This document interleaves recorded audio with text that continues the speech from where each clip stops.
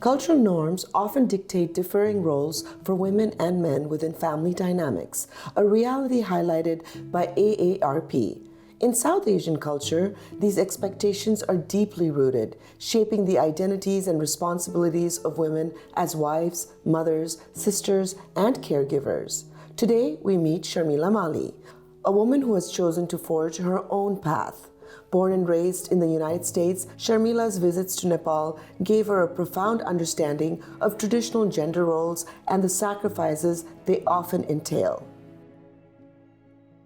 Growing up, did you feel kind of caught between the Nepalese culture and the American culture? Yeah, 100%. I grew up as my brother's babysitter.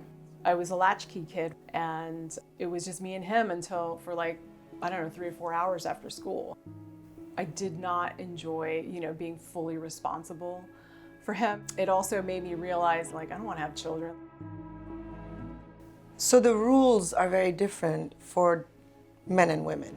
Oh, of course. I noticed that I was the one ironing the clothes and cleaning the bathrooms, and not my brother. And when he became a little bit older, 10 or 11, he still wasn't doing it.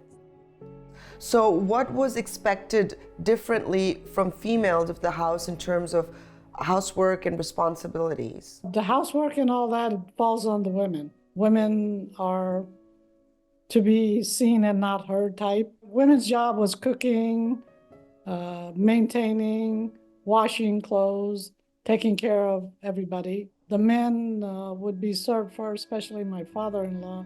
And then, yes, the women did eat late. Our culture wants boys, right? They have to have boys in the family, sons.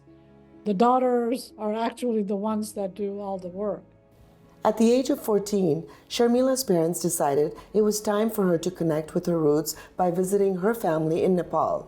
During her stay, she encountered the stark realities of traditional gender roles and the expectations placed on women in everyday life.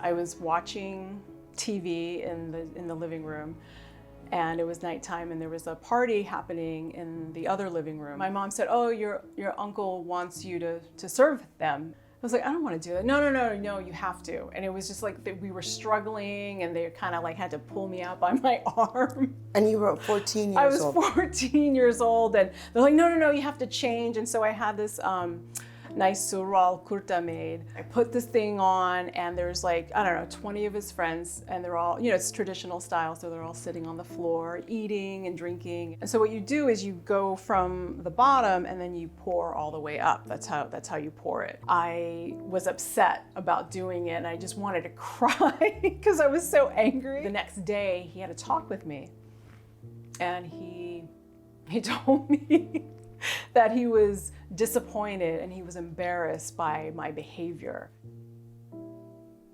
I would like to touch upon having your period. Your menstruation cycle is not considered a good time for you to be around prayers. In Nepal, I couldn't, in my family's household, I wasn't allowed to go into the kitchen on my period.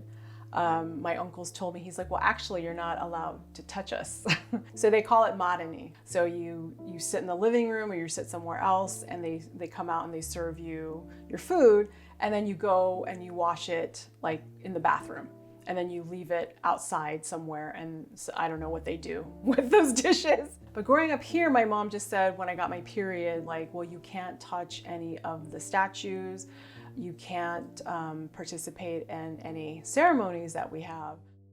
This cultural tradition has been carried in her family for generations, even preventing Sharmila from attending her grandfather's cremation. This is my grandfather. I can't believe, he won't let me.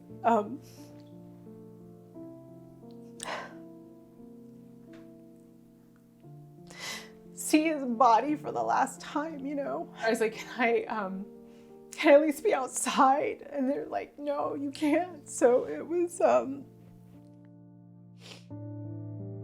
Your daughter was very, very sad when we spoke to her that she was not able to attend your father, her grandfather's funeral, because it was that time of the month for her. Well, it broke my heart and our heart to have to do that. As much as I'm modern, I also have the culture part and the religion part instilled. She just started and we had to cremate him, and that's the crucial time. Our main religion is also Buddhism and Hinduism.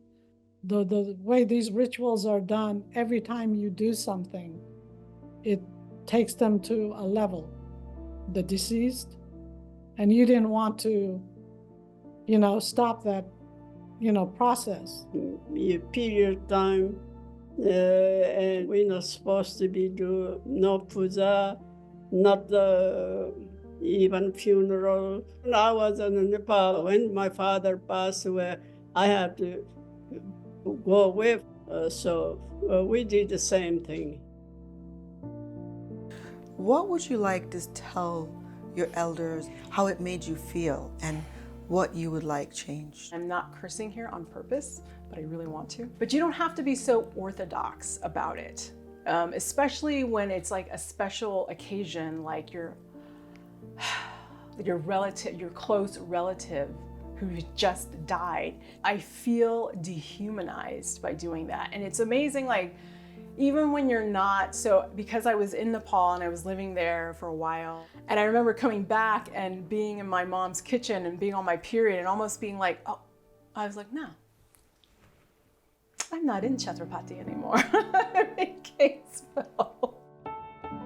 Despite distancing herself from many traditional Nepalese gender roles, Sharmila wholeheartedly accepts responsibility as the primary caregiver for her aging parents. Culturally, I feel it's a blend of best of both worlds that I took. What's also great about Nepali families is that family's your family. I remember my brother, when we were in our 20s, he said, well, I guess I'll stay in Florida and take care of them. I said, are you kidding me? Like, don't worry about it. Like, I'll move back. 60% of caregivers are women, highlighting that family caregiving remains predominantly a responsibility carried by women. For Sharmila, caring for her elders is a source of pride and purpose, forming loving and meaningful cords of connection that bind her family together.